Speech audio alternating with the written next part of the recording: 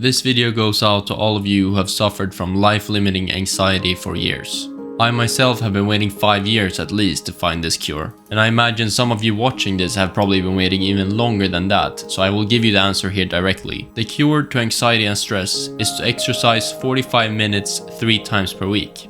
It can be cycling, running, swimming, dancing, or whatever. Before you think I'm bullshitting, I will give you the source to my answers directly before continuing. These results are published by the psychiatrist Dr. Anders Hansen in his book The Mind-Body Method, specifically chapter 2 called Run Away from Stress. It turns out it's not only a good name for a chapter, but also that it's literally true. The research can of course be found in PubMed and other pages too, but I think this book has an excellent summary of what we now know between the links of anxiety and training. Personally, maybe I wasn't really ready to make this video right now because of a bunch of other things, but I felt a kind of duty to prioritize this and share the cure to anxiety that I accidentally stumbled up on as soon as I could, because I know how painful and hopeless life can feel when you have like unmitigated and unhinged anxiety that you think that you can't do anything about. I think it's borderline criminal how so-called professional psychologists and therapists don't give out this information that would be a quick and effective cure to their patients that suffer from anxiety, especially while enjoying and occupying authority positions as experts. Here is what Dr. Anders Hansen says in his own words, quote, "In area after area, stress and exercise seems to have essentially opposite effects. Exercise is literally an antidote to stress and anxiety. It used to be thought that those who felt a lot of anxiety and worry should avoid exercising. Today we know that nothing could be more wrong. They're the ones who need exercise the most." He also says that physical activity won't erase stress, but it will enable you to handle it better. Regular exercise strengthens the brain's brake pedals, so it will take a lot more for you to enter the fight or flight mode. Focus on cardio training first. Most evidence suggests that cardio training is more effective from a stress perspective than strength training. Make sure to keep going for at least 20 minutes, preferably 30 to 45 minutes if you can.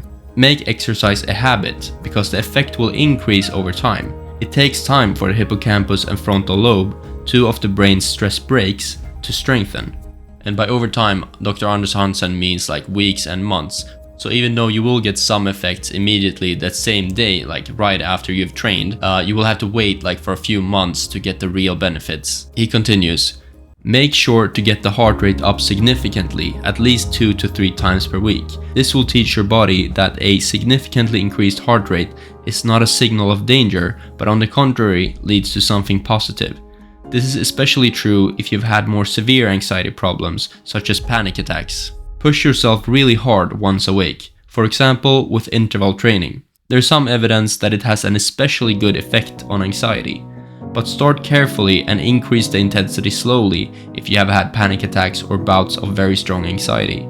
There's a risk that you will trigger severe anxiety if you go too hard from the start. Take a walk if, for some reason, you can't or don't want to get your heart rate up.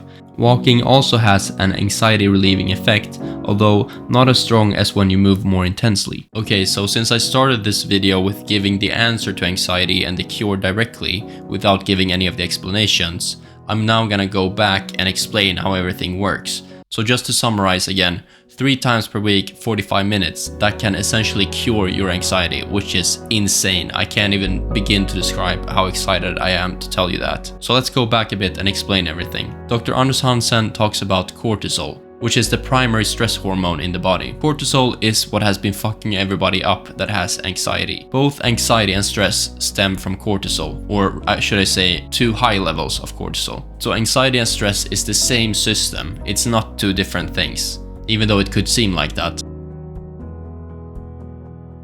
So say for example we have a screaming manager at your job. It only takes a second from that scream for the cortisol to be increased in your bloodstream.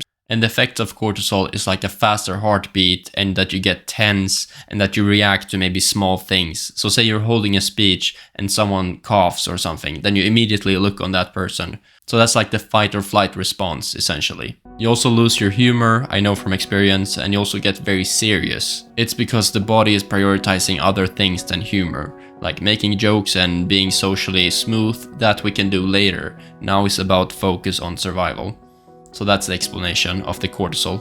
So everything starts, of course, in the brain, since humans are thinking animals and planning, so we can identify threats in the future too. And it starts in a specific part of the brain, I should say 2 specific parts. The amygdala, because we have 2 of them in each side of the brain. And the amygdala in the brain is a part that gets information from the senses and then tells the other parts of the brain that something is dangerous. So it's a threat identifier, essentially. And how it works is that everything starts with the amygdala. That's like the stress engine of the brain.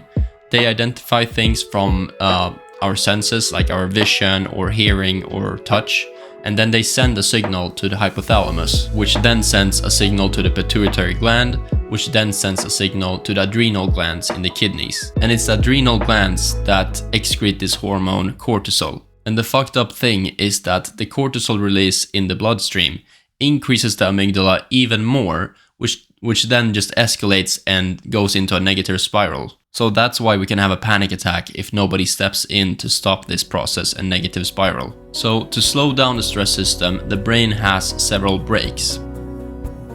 3 brakes to be specific, and I'll go through all 3 of them in the next part of this 3-part miniseries.